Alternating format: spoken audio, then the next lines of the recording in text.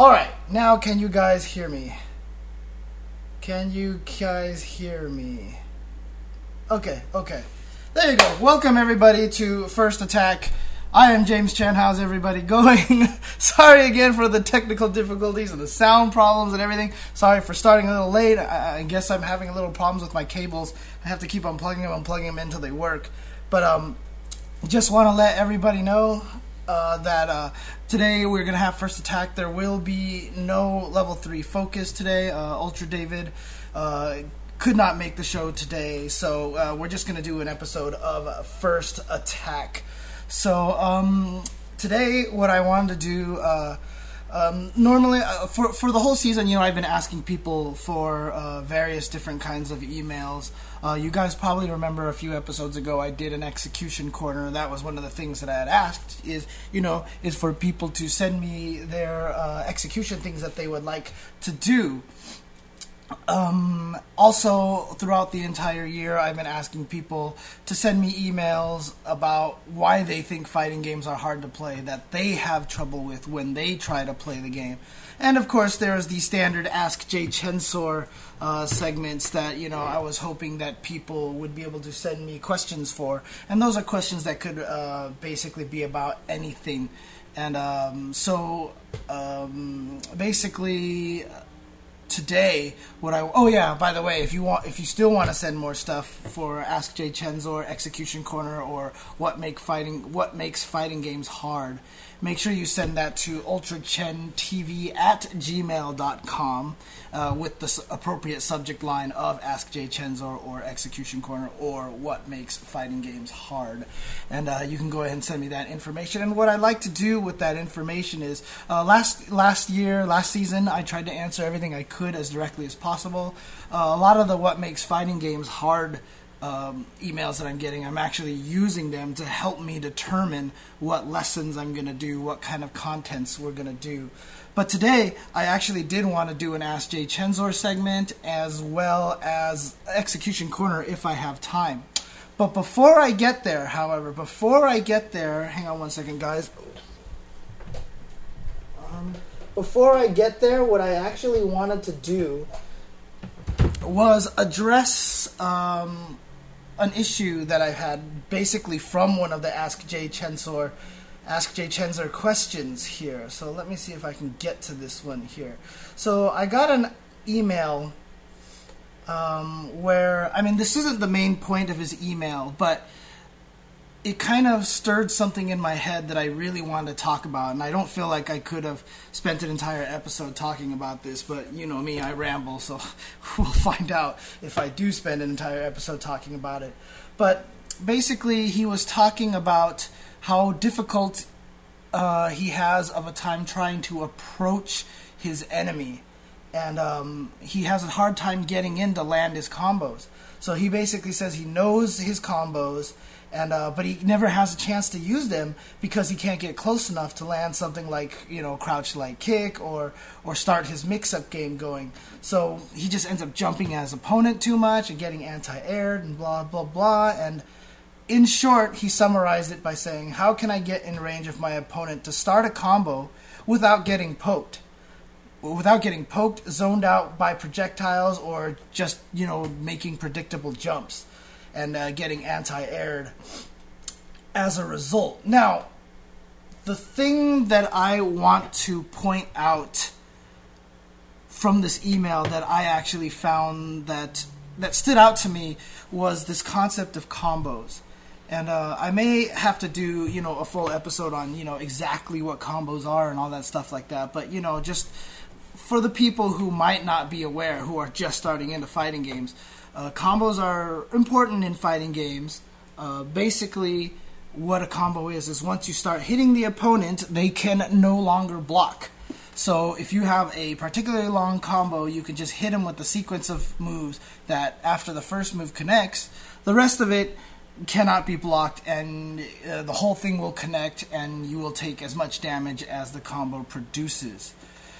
Now, the interesting thing about this email that has that stuck out to me, where are all these? Oh, geez. Okay, Good stuff. Okay, there's some very interesting Ask jchensor stuff going on in the chat right now. So, the reason why I wanted to point out this email in particular was because there is this perception with fighting games now. There is this concept that combos are extremely important and they are the goal of the game, and that, you know, your whole goal is to get in and land combos and such like that. So I want to dispel this thought process right now. I want to kill this mindset completely. So what I'm going to say is this: if at any point in time your entire purpose when you're playing a fighting game is to figure out how to land your combos, you are playing fighting games wrong. Alright, combos, while being an essential part of the game, combos are almost all completely not fundamentals.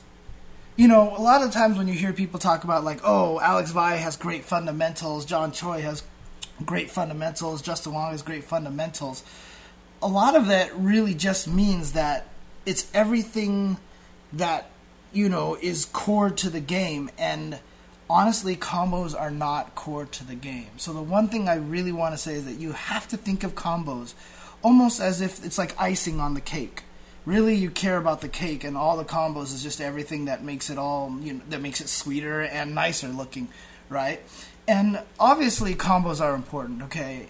But what you have to think about combos is you're not trying to land your combos in a fighting game.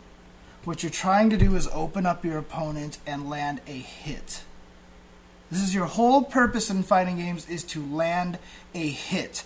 And once you land a hit, that's where everything stems from. Combos are merely there to maximize the damage you get off of the hits. So if you are sitting here and you are trying so hard and practicing all your combos, and you're thinking to yourself, I've got all my combos down and now I'm going to be able to beat everybody because I've got my combos, you're still going to lose. Because combos essentially do not mean anything. If the only thing you learn is combos, you will not win a fighting game match. So, let's do this real quick. Here we go.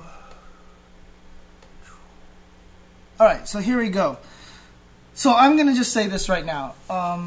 Yes, I'm definitely out of practice. I'm not as good as I used to be. However, I could probably say that I could play Street Fighter against probably 99% of the world. And I could probably beat 99% of the people in the world without ever doing a combo. Because that's how unimportant combos are. Really, if you think about a player who's super smart, he's usually going to win all of the mind games and everything like that. Without combos, he's just going to take longer to win, as opposed to killing you in 2 or 3 hits, because combos allow him to do more damage. However, if your footsies are superior, if your reads are superior, if your mix-ups are superior, you can just get one hit over and over and over and over again, and you will win. And that is the fundamental part. And in fact, it might even be a good exercise for you guys to try this, even online. Instead of trying to focus on landing your big damage combos, if you have the meter to FADC after an uppercut into Ultra, don't. Just uppercut him out of the air.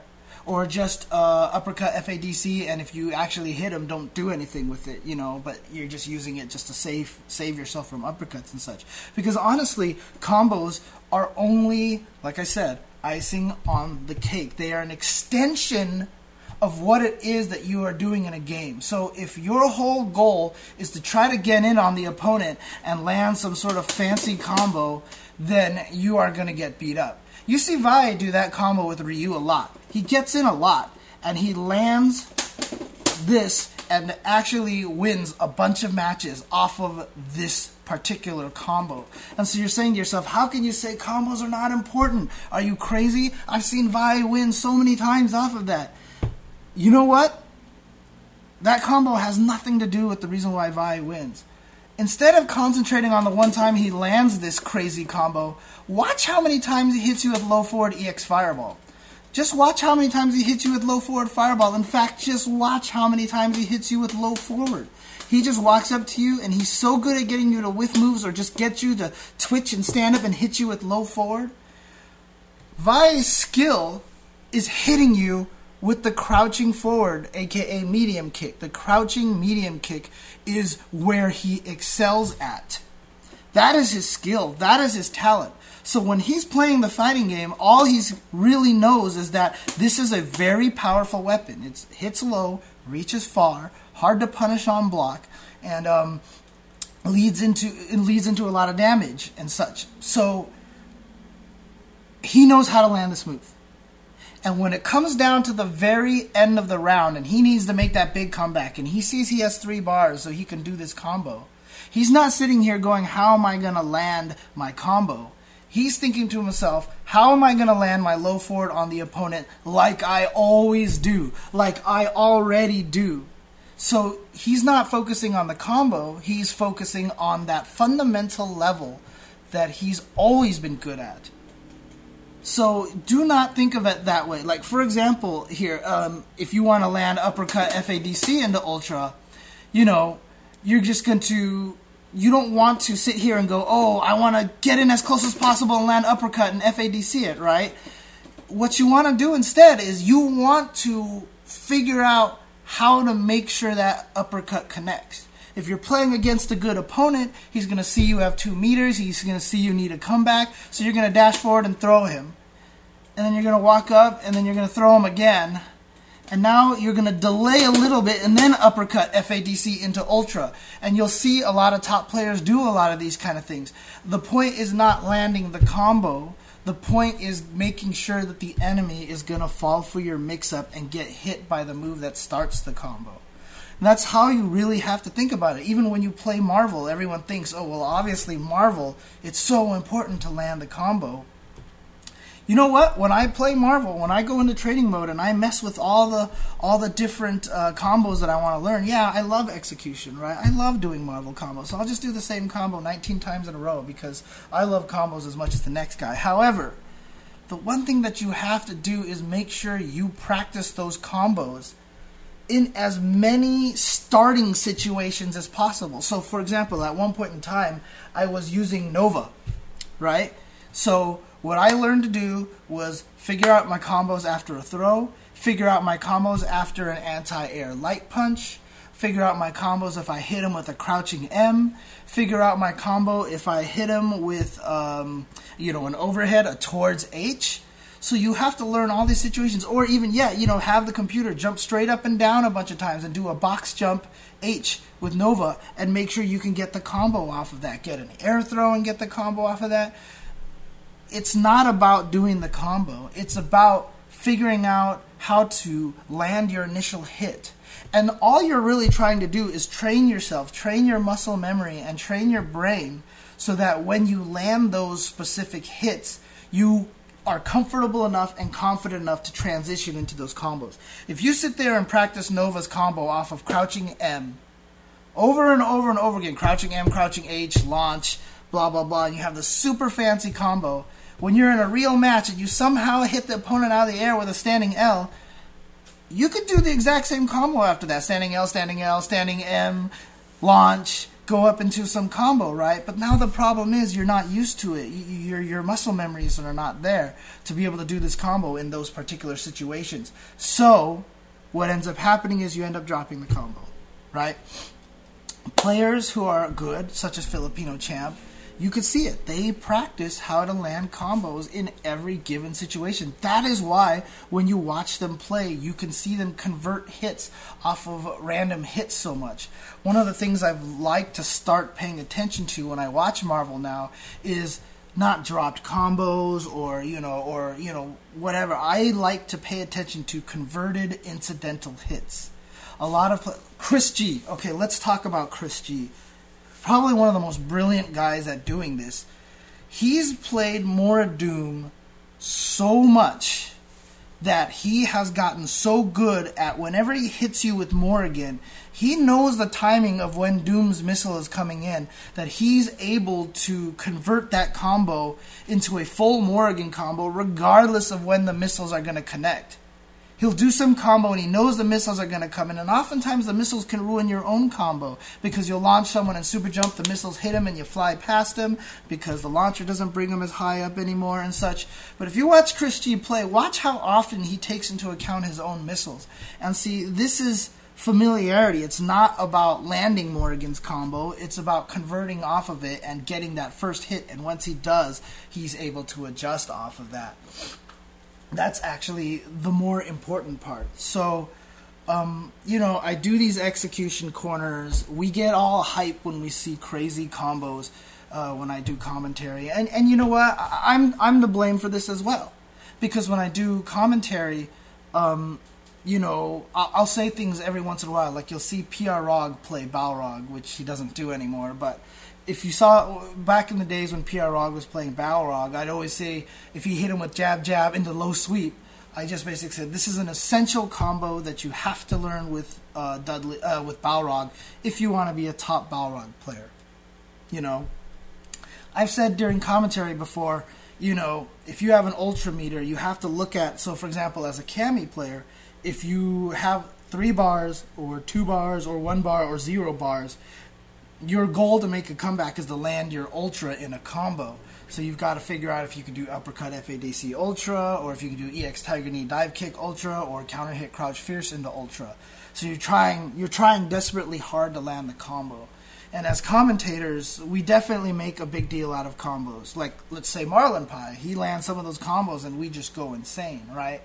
So honestly, yeah, combos are great. They are great for exhibition, they are great for flash, and they are a very strong mental boost. Sometimes if you can land a swag combo on someone, it can fire you up.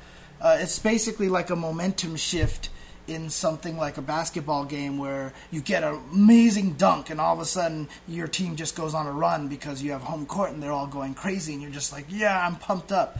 Oftentimes when basketball players have trouble shooting, they always say, like, just get one ball into the basket, because as long as you see the ball go through the hoop, all of a sudden your confidence increases, right? So even if it's a layup or something like that, it can help your jump shot, etc., etc. That is a good thing that combos can do, and of course they are there to maximize your damage, but please understand that the combo should never be the goal. Because if you sit here and you say, I've practiced my Ken combo, I really, really want to land my low forward, then you're just going to be sitting there trying to land low forward into a combo. What you really need to think to yourself is, I need to land this. I need to do damage. And whether the damage comes off of my cross-up, whether the damage comes off of a frame trap, whether the damage comes off of a walk-up low short, catching them low, they all have to find a way to lead into what it is that you need. And so it's not about landing the combo. It's about landing the appropriate combo by landing that initial hit. So if you find yourself at a point where you're playing a game and you practice all these combos and you play and you can't land any of them, I mean, this happens to me too. I'll play Marvel and I'll have all these new combos that I really want to try. Then I play Ultra David and he uses a team with a Hagar assist or a Hulk stand H armor, and I can't even get in and do any of my combos because I'm like, I just really want to land this combo, and I jump in and I get killed by Hagar. I mean, that's the thing, right? You can't be obsessed with combos. Combos 100% are extra. They are what you add on to your gameplay. You really need to learn the fundamentals before you can start worrying about the combos. Combos are a problem. You gotta learn them, so if you see someone miss an uppercut, you can max damage and such like that. But you don't have to go for the crazy combos. If you see Justin going stand short, stand fierce in the Galactic Tornado with Rufus, you don't have to do that. That's not crucial to win. You can win if you just play smart. Just do dive kick, low short into jab, Galactic Tornado. So you're not going to do as much damage. Whatever. You're going to get a little chip damage. You're going to play the game a little bit differently than Justin is because you're not going to be able to hit confirm a stand short and such. But don't worry about landing the super hard combos. Don't worry about the one-frame links. Don't worry about all these crazy combo videos with Marvel characters and stuff like that, and Doom TACs and stuff like that. If you can't do them, you can't do them. Practice them off to the side, but in the meantime, play smart and don't focus on the combos. Okay, so I'm going to go ahead and move on to some Ask jchensor questions after the break. I'm going to cover just a few more questions, and after that I'm going to do a little bit of Execution Corner if I have the time. So I'll be right back, guys, as soon as I set this up. Alright, I'll be right back.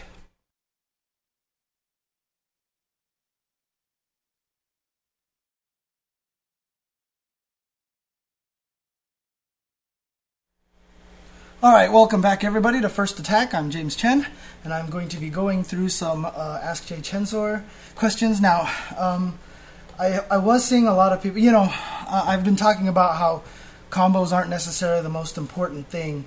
And, a lot of people are right. A lot of people are kind of skeptical about that, especially with a game like Marvel where 100% damage combos are so important and such. Like I said, combos are for maximizing damage. They are super important, don't get me wrong. But there are plenty of players out there who, even though they're not great at combos, they will beat you anyway. You will find a lot of situations where players who are just super smart are going to beat you with or without combos. And you're going to ask yourself why.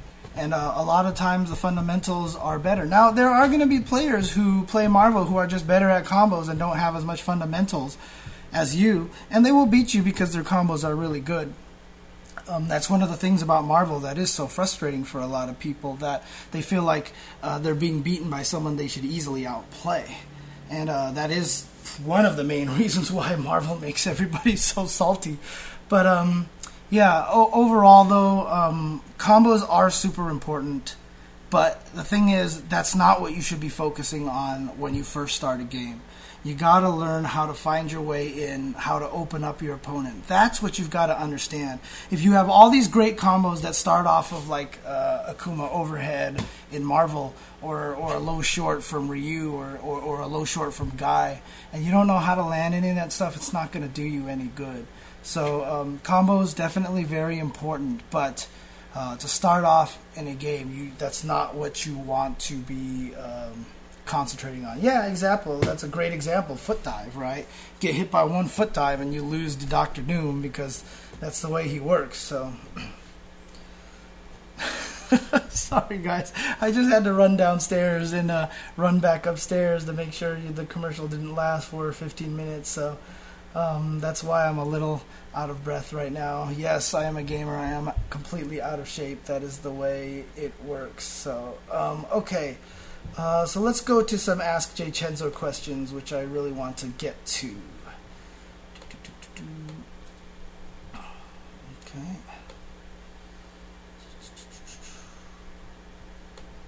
And alright, so again, I apologize to everyone because usually when I do Ask jchensor stuff, I'm going to be looking at my computer as opposed to looking at the camera, but I'll try to look at the camera as much as I can.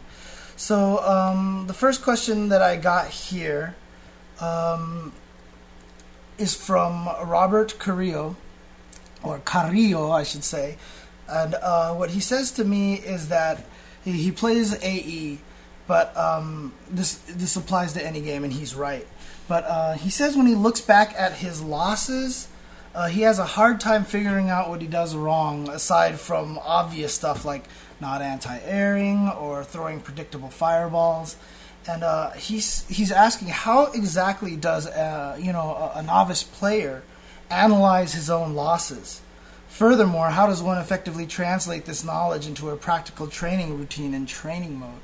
So this is a pretty common problem for a lot of players at all levels, to be honest with you. These are those, I know last season we talked about these grade levels in one of the episodes, and every single one of those levels you tend to hit a wall before you can get to the next level. Figuring out why you lost is probably one of the hardest walls to break through, because a lot of the times when you do lose, you don't realize what's going on. And so, what are some good ways to analyze it? Number one, sometimes just ask your opponent. if you're in a situation where you're not playing online, if you just happen to be playing at a casual or even at tournaments, you see this happen a lot at tournaments. A lot of people have said that they'll go to majors, play against like a Justin Wong, and even after they lose, they'll like ask Justin a question, and Justin, he'll totally talk to you. He'll just be like, "Oh yeah, I just knew that you're gonna do this."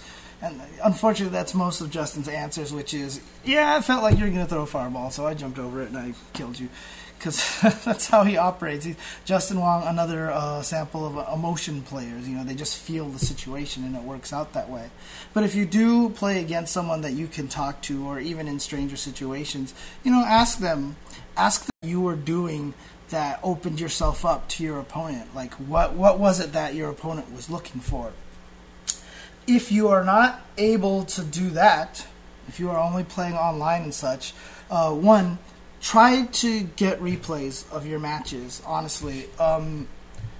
This is something I'm guilty of. I do not watch my own replays, because every time I watch, especially in matches where you lose, when I watch matches, when I lose, I get salty and I just get depressed, because I'm just like, why did I do that? And so it's actually a big hole in my game, not watching my own matches and learning from my own mistakes and situations. See, so like I said, it happens at any level, frankly. So, but if you can record your matches, a lot of us these days have really great phones these days. You can capture a lot of video feed that way, so it's very easy to record your match. And then when you watch your match, be willing to rewind a lot. Just watch the match and figure out where you're taking damage from, or figure out what it is that you're doing wrong. In fact, maybe I should do a whole episode one day analyzing one of my own matches, so I can get salty on stream, but I can show you the kind of things that you might want to look for. So that's actually a really good idea. I'm going to have to really consider that. But that's a really good thing to do. Try to record your matches, watch them back, and figure out where you're taking damage from. Every time you get hit, see what the situation is when you got hit. Try to analyze that situation and figure out why you took too much damage. Like, for example, let's just say you're playing an M Bison, you're playing, and then you jump at him and he catches you with strong into Ultra and you die, right? If you watch back that match and notice that you have this giant life lead, there was no reason to jump at Bison. That was the only way he was going to win, is that he's just looking for you to jump so he can get jump strong into Ultra. So then you think to yourself, okay, next time I play a Bison in that situation, I'm not going to jump. So I'm just going to take a bunch of hits from the front instead, because I'm not going to take as big chunk of a damage as I do unless I jump at him. Things like that. If you have no ability to record your matches, honestly, the best thing to do is, while you're playing, either, I've talked about this a lot, take things away from your game that you're good at. If you're good at landing combos, and let's say you're playing Marvel, you're really good at landing combos. You're playing this guy who's smarter than you, but every time you land your first combo, you win, right? But he still wins more games because you can't land your combos as much, right? So maybe if you land a combo, you can cut the combo short a little, just so you can try to play some more mind games. Get yourself more into that. Like, if you know you can land this combo consistently, purposely drop your combos in the middle or just end them early, just so you can have more opportunity to play more of a movement-based game and such. And then also, while you're playing, if you can remember when you get hit, or for example, let's say you're just doing a meaty fireball, you throw a fireball at someone, and you fake a fireball, and you throw a fireball, and the opponent jumps in and kicks you in the head. Just think to yourself, why did he not fall for my fakes? Why was it that obvious I was going to throw a fireball that third time? Briefly, just pocket into your mind, and then you don't have to think about it again until after the match. And then somehow, if you do fireball, and then if you do fake, and then throw a real fireball again, he jumps and kicks you in your head, you're like, oh, how did he hit me that time? Wait a second, I did 2 fakes and then a real fireball again. And then you can start picking up patterns. Another one, for example, is every time I blocked, what was it? I think it was every time I blocked a chicken wing from Fei Long, or every time I think it was when I blocked a chicken wing from Fei Long or something. Justin noticed that I kept backdashing. I didn't notice this, but he would punish my backdash, and I wasn't doing my own advice. I wasn't picking up on this. And then he just basically told me, he's like, you're always backdashing in this situation. And I was like, really? And then when we kept playing and I kept paying attention to it, I noticed I was. And that was my fault, because I didn't notice how he was always able to consistently punish my backdash. I was just getting angry that he was consistently punishing my backdash. So, when you take damage, try to figure out why you took damage, and then keep a note of it. You don't even have to think of a solution of it, but just keep a note of it so that the next time you play, if you get hit and it's a similar situation, you're going to start to see where your weaknesses are and what you need to stop doing. And then once you find out what it is that you're doing wrong, try to think of a way to take advantage of that. So if your opponent always jumps at you when you do 2 fireball fakes and then the third one, now the obvious answer is do 3 fireball fakes and you can uppercut him, right? So, figure out the proper solution to take advantage of that situation that your opponent knows what you're going to do. Or that everybody tends to do A, so they counter with B. So if you set yourself up to do A, instead do C, that counters B. Okay? So that's usually the best way to do that. And it's really hard to practice these things in training mode. These are things that are not easy to practice in training mode. So the last part of his question, where he's like, how does one effectively translate this knowledge into a practical training routine in training mode? Not going to happen very easily. Training mode is for technology. Training mode is for landing combos, is for execution. But only playing against other people is going to help you learn how to play the game properly. So, think of online play as your training mode. As I said, play to learn. Do not play to win if you want to get better in that situation. If you're in a tournament, obviously play to win. But think of online mode as your training room so that you can get better. Alrighty, so let's go to the next question here. Here, let's take a look at this one. So that's not the one I want to do. Okay, so Christian Diaz here asks, is Sakura's Tatsu loops a true block string? He tries not to get into that situation, but whenever he blocks the hurricane, he just his mind freeze. He gets a mind freeze, and then basically he just gets stuck and gets locked down. So he plays Kami. What are his options? Well, here, let's do this really quick. What we want to do is go to our fun, valuable resources like shoryuken.com. Let me jump over there for you guys really quick. So let's turn this on, let's turn this on, let us turn this on here, and let's do this. Sorry guys, give me 1 second. Let's do the other one, here we go. Alright. Yay! So here we go, here's shoryuken.com. And what I'm going to do here is I am going to jump into, let's widen this out a little so you guys can see more. I'm just going to go to the Street Fighter 4 wiki, because as I talk about this is just kind of a good way just to kind of help people understand how to process this kind of information a little bit. So here we go, frame data information for Sakura. Probably a little hard to see on the web page. I apologize, that's not the important part. The important part here is that what I'm going to do is look up this information here for the Shunpukak. So this is her hurricane kick right here. And we have 2 columns right here. These 2 columns, can you actually see the mouse on here right now? You actually see the mouse? No, you do not see the mouse. Let me fix that really quick. Let's see here. Webcam settings, PAP settings, simulate mouse pointer. No, that's not the one that I want. I want Chrome page. There we go. Show mouse pointer. Okay, there we go. So now you should be able to see the mouse pointer. Yes. Okay. So what I want to do here, and that is the email again. Sorry, guys. Oops. What did I do with the web page?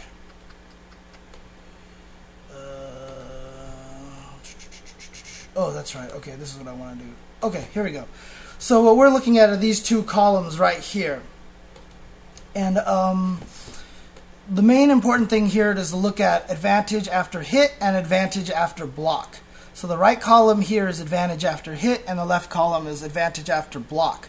If you look on hit, the short hurricane is +4, so Sakura can combo off of that. The medium and the heavy hurricanes are +1 and +2, so no, she cannot combo off of those. More importantly, on block, the short hurricane is 0, the medium hurricane is -3, and the heavy hurricane is -2. So in every one of those situations, Sakura is either even or worse than you. So anything after a hurricane is not a true block string. So after you block a hurricane, you should be able to either be even or have an advantage against her. If you're Cammy, you're lucky because you have a lot of 3-frame normals. Crouching jab, crouching short, 3-frame normals, close jab, far jab, 3-frame normals. So after you block a hurricane, you can try to throw out a crouching short, which will beat pretty much everything that Sakura will do because she has nothing faster than your 3-frame, and she's going to be 0, -3, or -2. So she's going to lose in all those situations. If you find that you touch a button and the opponent is hitting you first, that just means you're hitting the buttons too late. The other thing that you can also do, uppercut. Just after you block it, uppercut. Even if you don't have the meter to FADC it, uppercut it. What the heck? If your opponent is locking you down with Tatsu loops and Tatsu block strings and you uppercut in the middle of those and you hit him, now he's going to think about now what he's going to try to do. If he's a smart player, he's going to try to bait out your uppercut. So after hurricanes and you block, he's going to have pause. So now you can run up and throw him. You can get advantage off of a low short. You can backdash to get away. And in fact, you should be able to backdash to get away every single time after you block a hurricane, no matter what he hits. Now he can chase you down, but this is where the mind games are, right? This is what Street Fighter is about, is setting up these mind games in these situations. You know, all these counter trees and stuff like that. So that is definitely the right way to do that. So, all right. Sorry, guys, if I keep sitting here on the Gmail instead of the page here. Let's go back. And all right, here we go. So let's go to another question.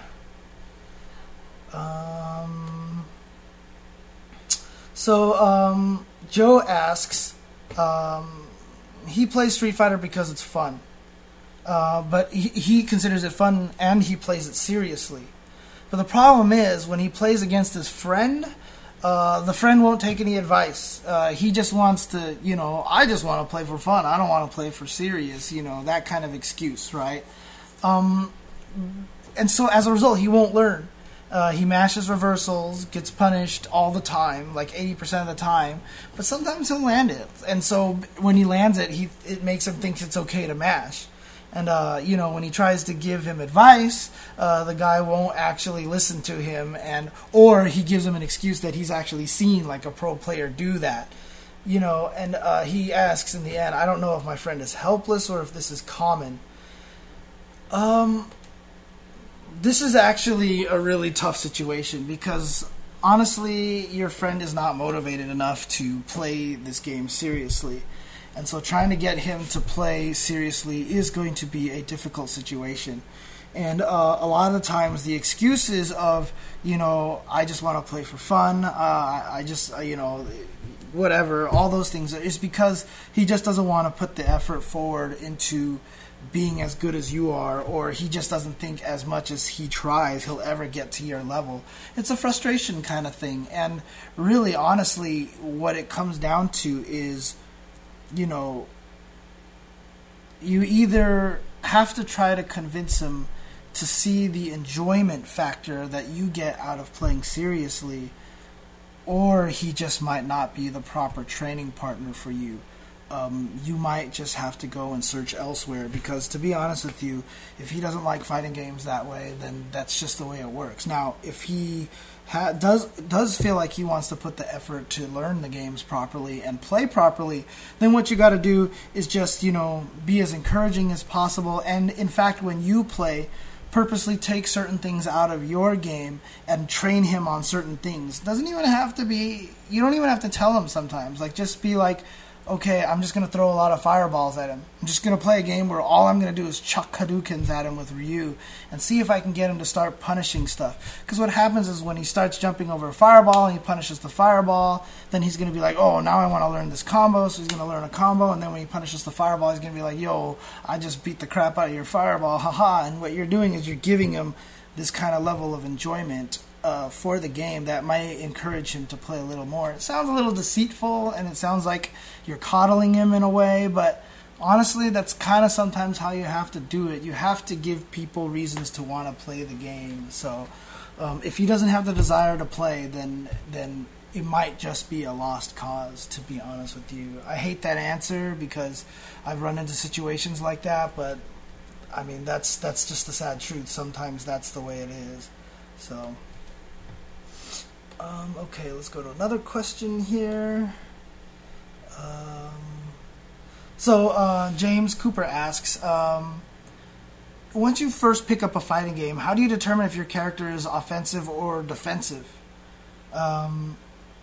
That's just one of those things where when you pick a new character, the best thing, honestly, to do is just go to training mode. And, start messing around with them, see if you can figure out things that look good to you based off of your knowledge of fighting games. Like, I've played a fighting game, I have a projectile, so I know I can use a projectile a certain way, or I have a move that looks kind of like a Viper Thunder Knuckle, so, okay, this is a good move to poke with and do chip damage with.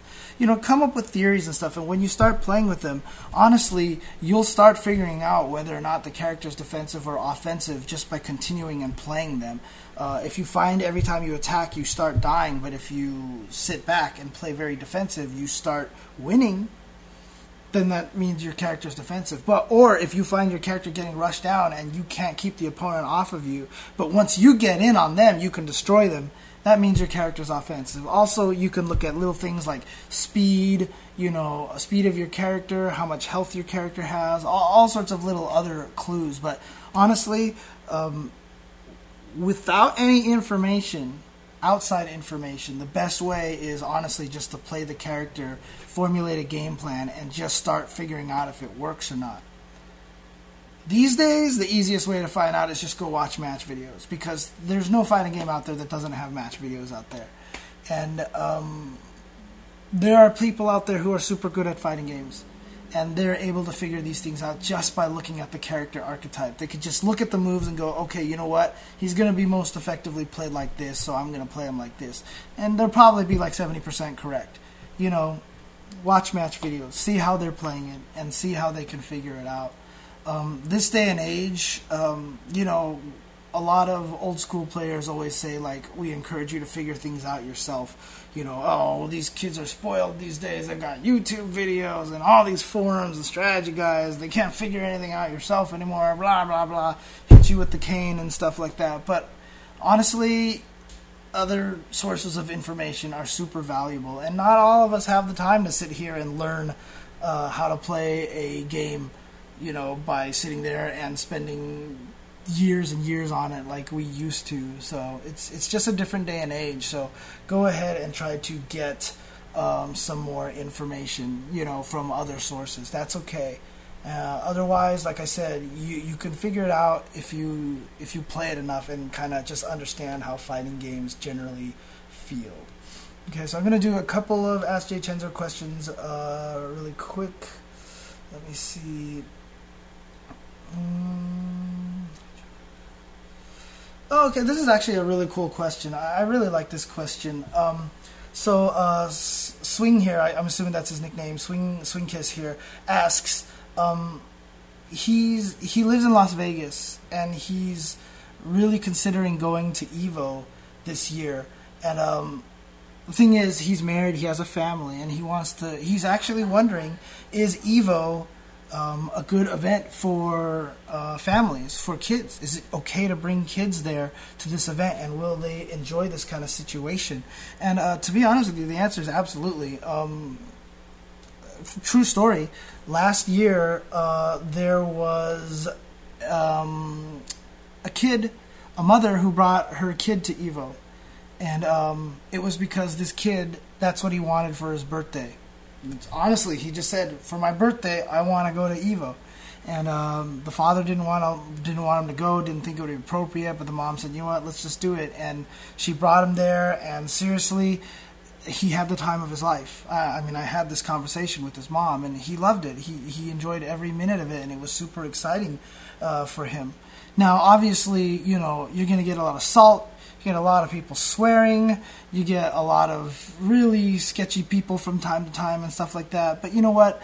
That's just going to be up to you as the parent to filter the things out, you know, and really just be a parent, right? I mean, let's face it, the kid can turn on the TV randomly and hear horrible language. I mean, you surf the internet enough and it's just like, oh, here's this really funny comic that someone posted up on Facebook and it's got swearing all over it. Really, I mean, honestly, keeping your kids away from these kind of things is just being a parent, right? You're not going to avoid these kind of things. But Evo is designed in such a way that it can be, there's nothing wrong with bringing your family there or your kid there. And, I mean, obviously you live in Vegas, but if you're someone else who doesn't live in Vegas, you're in Vegas. If Evo turns out to not be something your kid is enjoying or, you know, or your family members are not enjoying, there's plenty of things to do in Vegas. You will not have a problem of getting bored hanging out there. So the only problem might be that it might be 110 degrees outside, so it's painful to go anywhere. But considering Evo is always in the summer, but there's plenty of things to do in Vegas, and so absolutely, if you are thinking about bringing your kids to these events. Now, there's like little weeklies and stuff like that. Maybe that's a little harder because it's crowded, and you know, your kid might not have as much fun or anything like that. But for majors, I think, you know, it's okay to bring them there.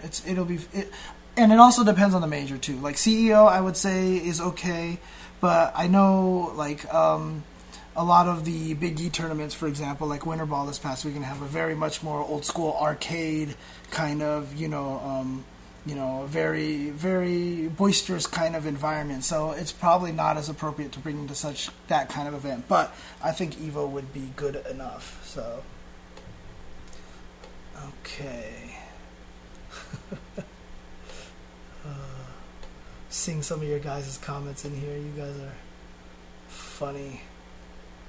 Oh man, okay, and alright, so I am going to take another break. When I come back, I'll do a couple of Execution Corner stuff, and then I'll call it for a day. So I'll be right back, guys. As soon as I do this correctly. There we go.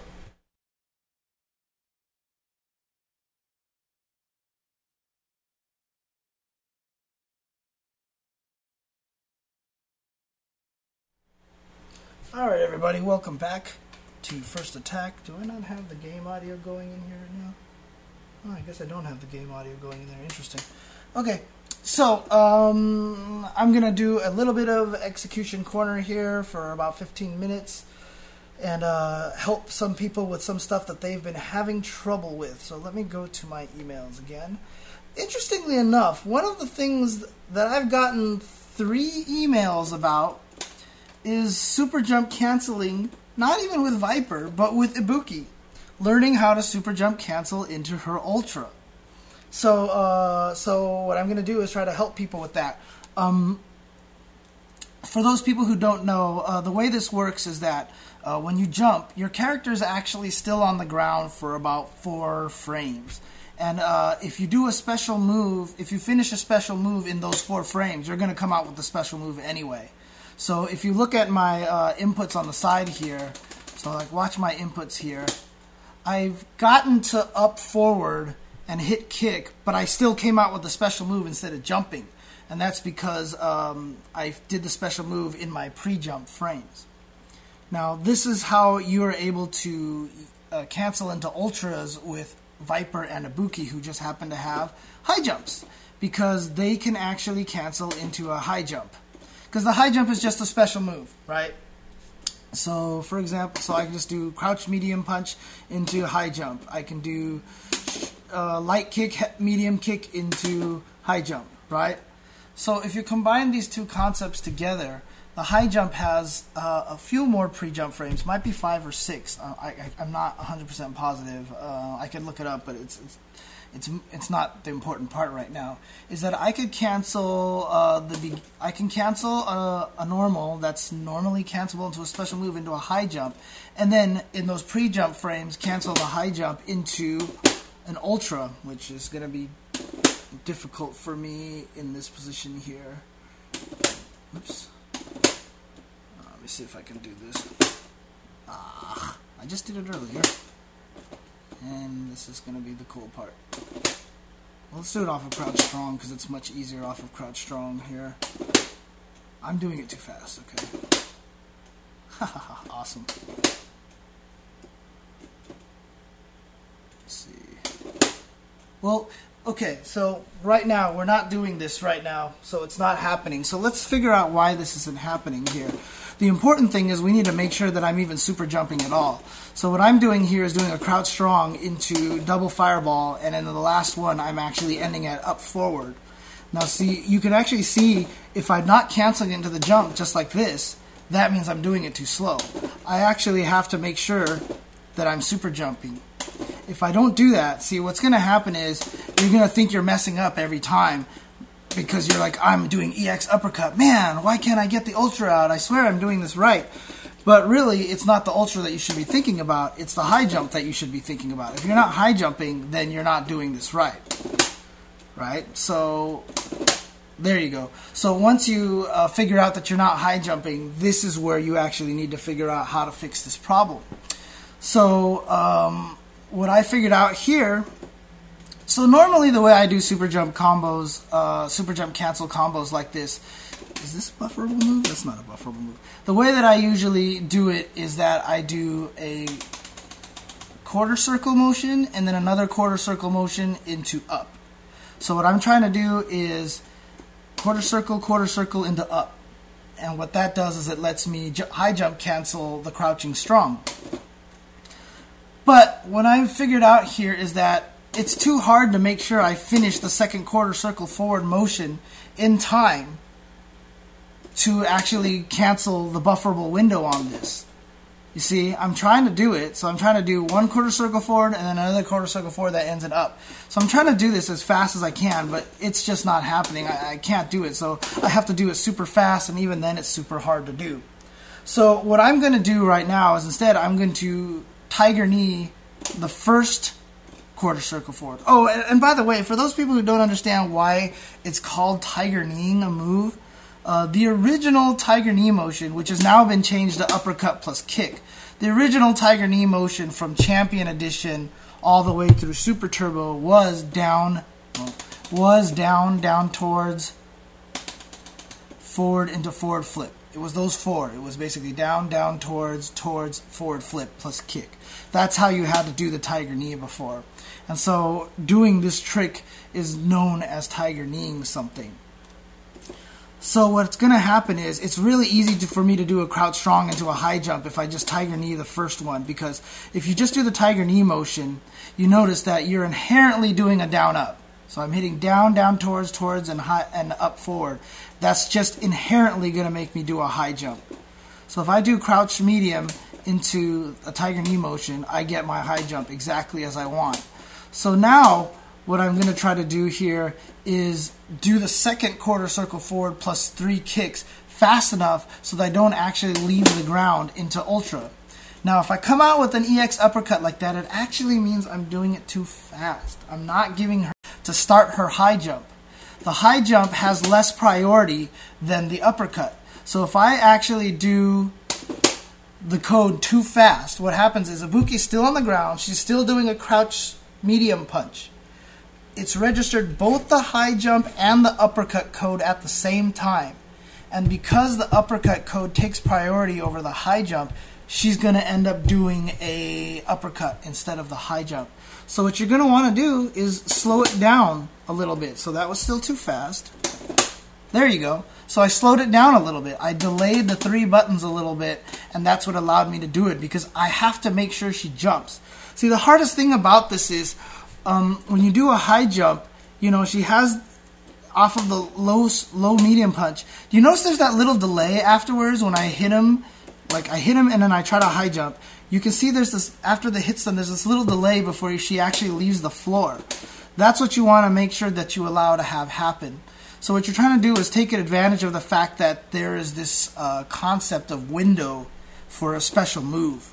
So for example, if I wanted to do fireball plus punch, listen to how late I actually hit the button. Oops. You see that? I'm actually doing, like, compared to when Ibuki starts walking forward and when I do the special move. I didn't hit punch right away. Most of us are used to hitting punch the instant we hit forward, so you don't see Ibuki move forward at all. But if I delay it a little bit, I can actually take a step and then still come out with the move. So the idea is you're trying to do the same thing by basically off of the high jump. You're trying to delay it to let your high jump start up, and then you cancel into the ultra. So if you do it too fast, you're always going to end up doing the EX uppercut. If you just wait a little bit, oops, let's see. Okay. So now I'm doing it too fast again. Now I did it too slow. So if I high jump and nothing comes out, I'm doing it too slow. And so honestly, I mean, this is just going to take some practice. This is just something that you're going to have to learn how to do and figure out the timing. Now, it is pretty specific to just a few frames, so that's what's going to make it hard. But, you know, like I said, it's just going to take some practice to do, and once you do it enough and start getting the rhythm, you heard me talk about this in a lot of my execution videos, that it's all about the bop-bop, right? We talked about the bop-bop, the Bill Cosby combo strategy. It's all about the bippities and the boppities, right? So we want to learn what that timing is. See, there it is. I slowed it down just a little bit, because I heard myself going. So what I tried to do is slow it down a little bit by going. It doesn't sound like it's much slower, but it actually is. So that's the whole thing. Yep, see, there you go. So now I'm getting it a lot more consistently because I'm learning to slow it down a little bit. But you got to break these combos down into little bits to make sure that you know how to do it. So, for example, if you're actually just doing low medium punch and you don't see her ever high jump off of it, that's the start of your problem. And if you just sit here and just try to do this combo all day into ultra and you then find out you're not high jumping at all, well, there's your problem right there. So make sure you're good at doing this. So just actually do crouch medium punch into tiger knee motion into regular quarter circle forward, and make sure that you're jumping. So obviously you can do this off of a stand medium kick, which is going to be a lot harder because stand medium kick is a lot faster. So you actually have to enter the codes way faster. And so I don't know if I can actually do this one. Let's see. Wow, that's hard. So basically, remember what I said. If you see yourself high jumping, it means you're doing the buttons too slow. So off of a crouching medium punch, because crouching medium punch is so much slower, you have way more time to get the jump cancel off of it properly, like that, right? So with the medium kick, it comes out super fast. The hit stun is super short, so you have to do it much, much quicker. So that's just going to have to be, again, something you have to practice until you can do consistently. Whoops.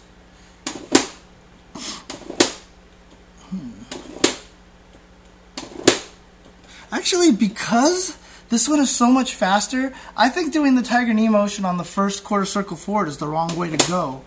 Because if you notice, I don't have enough time to get the second one out, so I might have to tiger knee the second motion instead. So let's try that. Yep, there you go.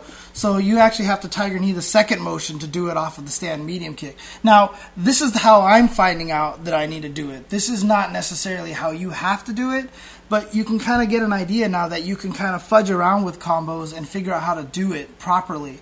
So for me, doing stand medium kick was easy. Ooh, look at me, yeah. Doing stand medium kick was easier to tiger knee the second one, like that. And short forward actually makes it easier because it locks me down a bit, and you can start doing motions a lot easier in the middle of that. So it actually turns out that light kick, medium kick is much easier to do the combo off of, because if you notice, once I hit light kick, I can hold any direction and hit medium kick, and the chain will come out. So right when I hit light kick, I can already start the motion for the Ultra. And as long as I hit medium kick, it comes out with it, so I can actually take my time to do the motion a little bit easier. I don't have to do it as fast off of just a blatant medium kick. And yeah, exactly. Beast Chan says it's easy, just got to practice it enough times, and that's the way it works.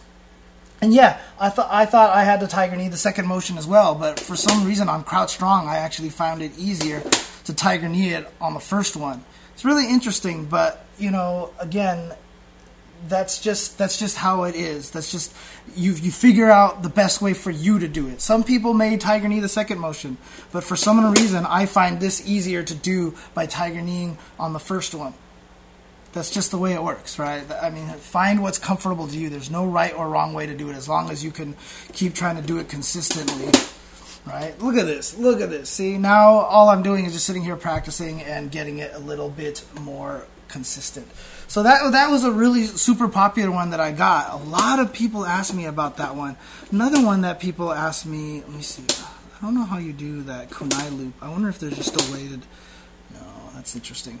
But in any case, yeah, so that's how you do that one. That's how you do the Ibuki one. So,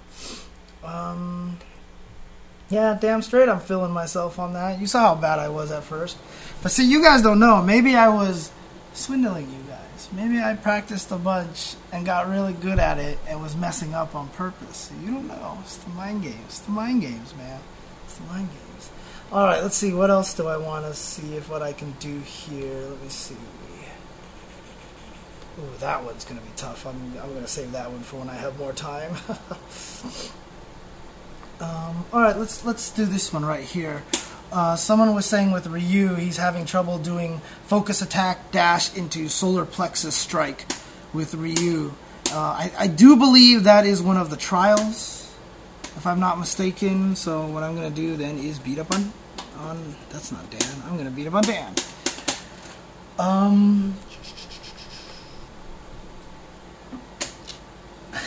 Mind games, John Lennon. Good stuff. Good man, you know your music. Alright, so basically what he wants to do is land the focus attack into the solar plexus strike, like that. Right? And what happens is if you do it too slow, that ends up happening. Right? They end up popping up into the sky like this. So this, I mean, honestly, is a rhythm combo. This is, you just have to figure out what the rhythm is on this.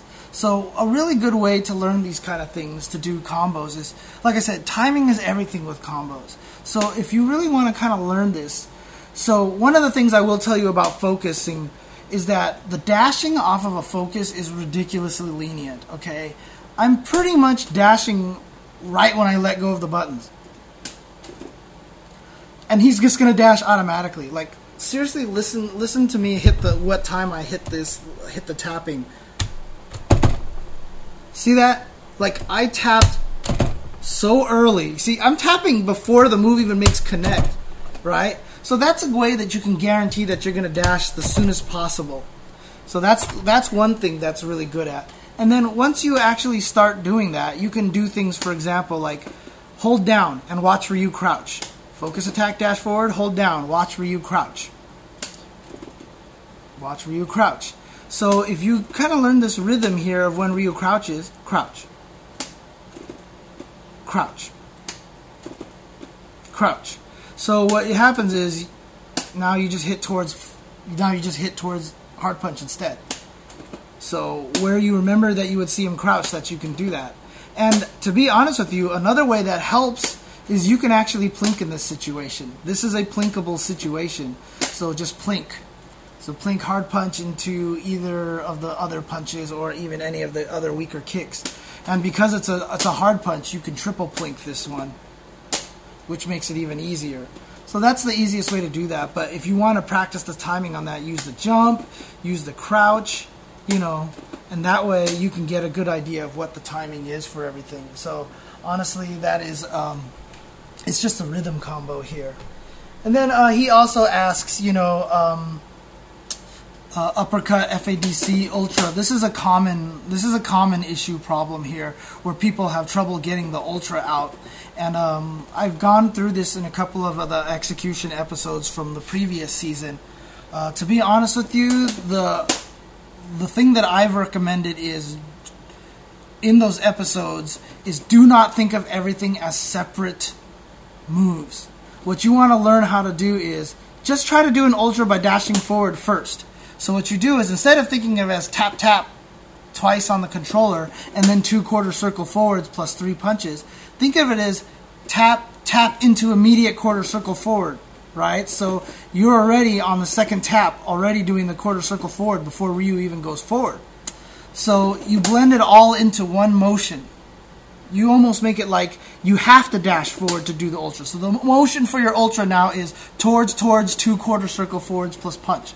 So think of it as one thing, and that will help you significantly do the combo as opposed to thinking of everything as separate moves. Put it all together. So for example, uppercut, I don't think of uppercut into FADC.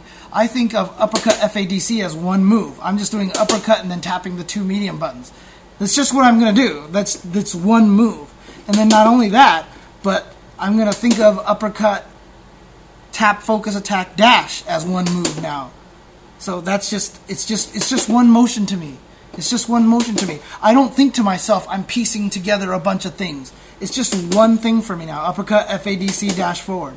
And then if you've gotten good at thinking of dash forward as ultra as one motion, then you're just going to get the whole thing no problem. So try not to think of it as separate pieces. Try to piece it all together. So once you learn that, once you think of dashing into ultra as one cohesive sequence, it'll make it a lot easier for you to FADC dash into ultra.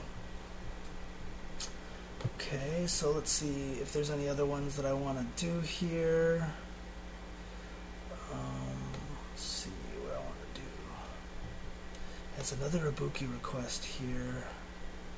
Another Ibuki request here. Yeah, see, I got a lot of Ibuki requests. It was really interesting. Actually, you know what? I'm kind of running low on time here.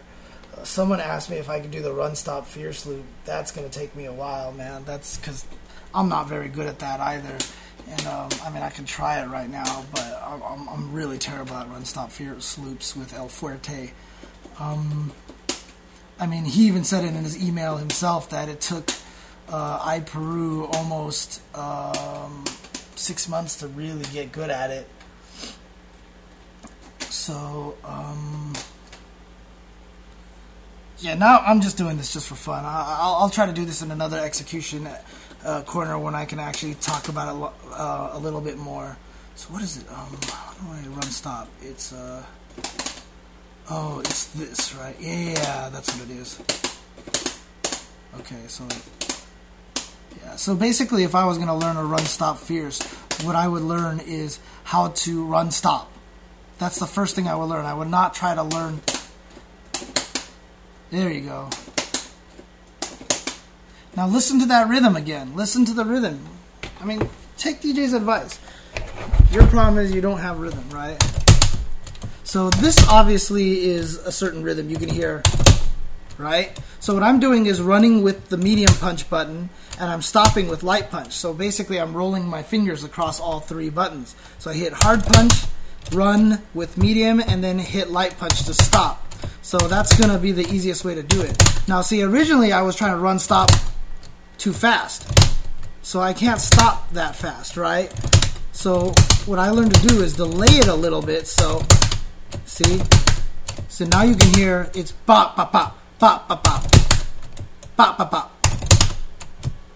So...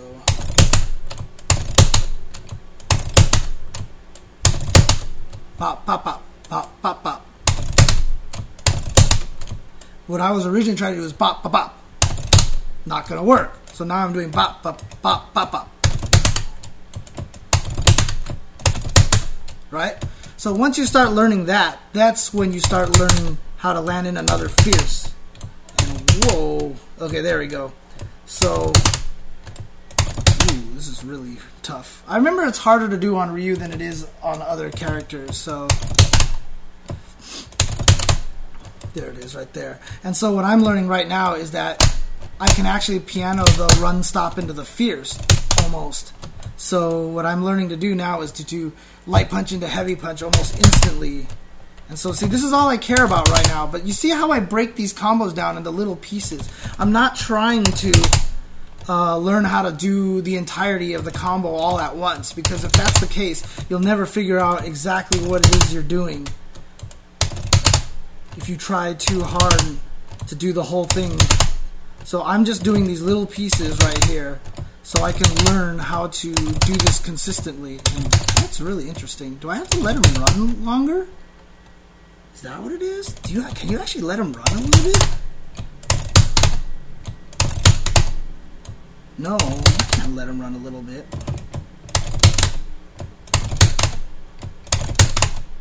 Huh. That's really interesting.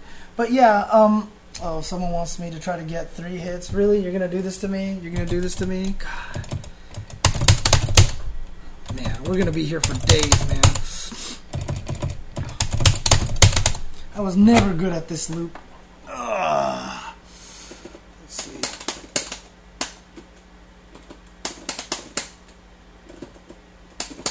I mean, I've done 3 loops before. Obviously, you had to for the training mode stuff, for the trials. So I've done it before. I remember when I did it, I was like, "Oh, I'm done. I'm never gonna have to do this again." So. That's really interesting. Would you guys consider it cheating if I went to another character that wasn't Ryu?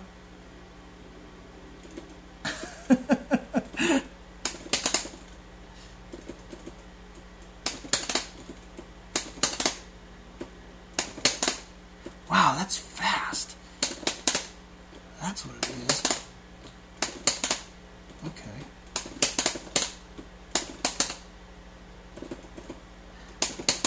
So you guys should stop challenging me like this on stream, because the problem is I can do training mode all day, so I can just sit here and do this all day, and you guys are just going to have to sit here and watch me do this forever. Oh, I almost had it! I almost had it! I almost had it! Do you see that? Do you see that? I had 2. I had 2. Oh!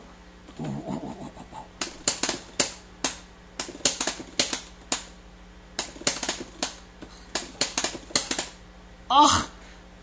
Ugh. Alright. I'm gonna do the cheesy version. I'm just gonna run into the slide is what I'm gonna do on this on the second one, so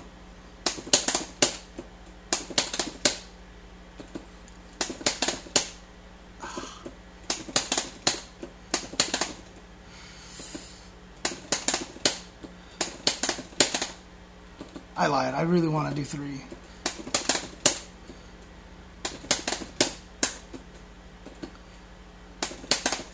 Also, I want you guys to notice one little thing that I'm doing. You notice I keep jumping over Ryu? You notice how I keep doing that? It's because it's kind of it's an unintentional thing that, I mean, if you guys watched last season where I talked about training you on training mode, it's one of the things that I recommend. Try not to always do the same combos in the corner and in the same way, facing the same way, because I'm naturally here teaching myself how to do it in both directions. And that's just a really smart thing to do.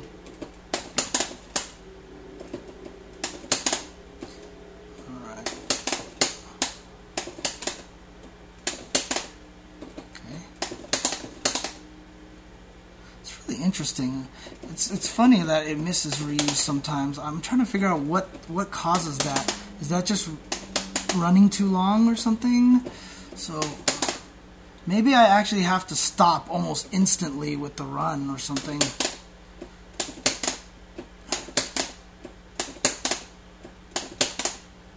Does anybody know that if I'm supposed to actually run forward just a little bit more, or what is it? So, ooh, look at that.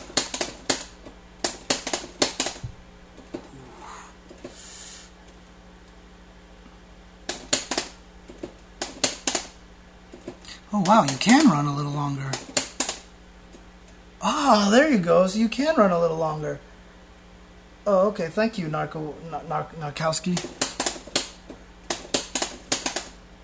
Yeah, there you go. Okay, so you can run a little bit.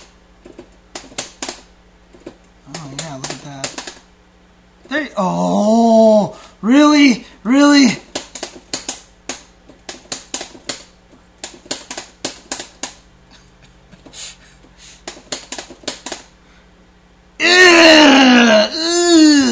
Obviously, I can't run that much longer because during that one commercial break, I ran downstairs and I was really tired and stuff like that. So maybe I can't run longer. But there you go. I got it. So there we go. 3 of them. Woo! Okay.